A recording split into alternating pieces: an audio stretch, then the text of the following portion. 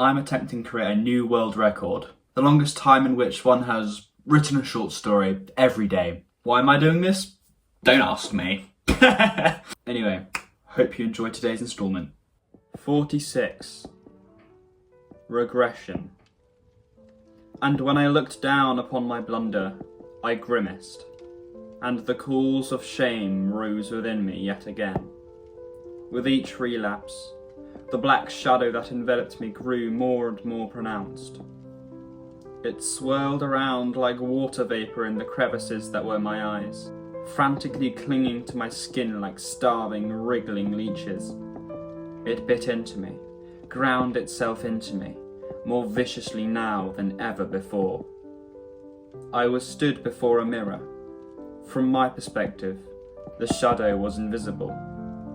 My vision was not obscured. If anything, it was crystal clear. But my reflection showed something horrifically different. The person I saw looked like something that was less than human. Beneath the swirling wreaths of black fog, their skin was chipped and scarred. The parts of their eyes that peeked through the veil of shadow were bloodshot, wide, and appeared to have been stripped of their eyelids. The person I saw looked thin, weak and pale, and their dogged, panting breath was as incessant as flies in my ears. I hated that sight.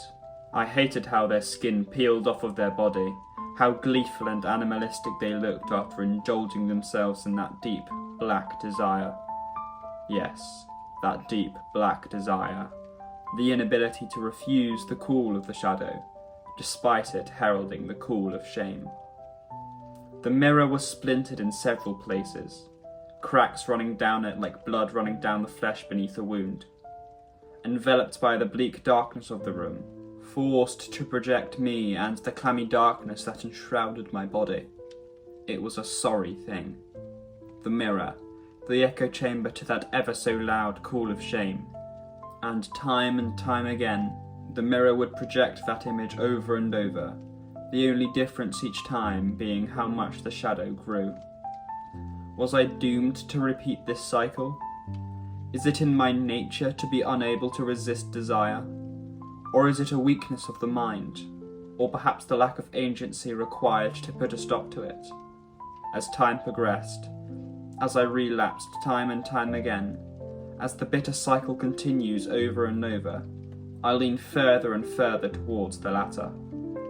And with each one of those bitter thoughts, more of my skin flakes away like dust in the wind. More and more, over and over, time and time again, I cave into my flesh, and am dragged deeper and deeper into the darkness, the shadow, that should have stayed beneath my skin. Even whilst I'm staring upon that dastardly, horrific reflection, I know that I will cave to desire again, because my body is both occupied by a virtuous, introspective soul, and something incredibly and viciously inhuman.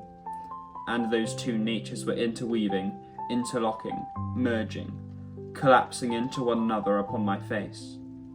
And the shadow was that inner darkness leaking out, and I could no longer contain it. The shadow grew, still wriggling, still leech-like, growing to fill the entire room. The world became truly and utterly black. And now that the mirror was clouded over, desire roared within me like a lion, overpowering my human heartbeat, shouting over the top of my human shame. And so, I did it again. And when I looked down upon my blunder, I grimaced, and the calls of shame rose within me yet again.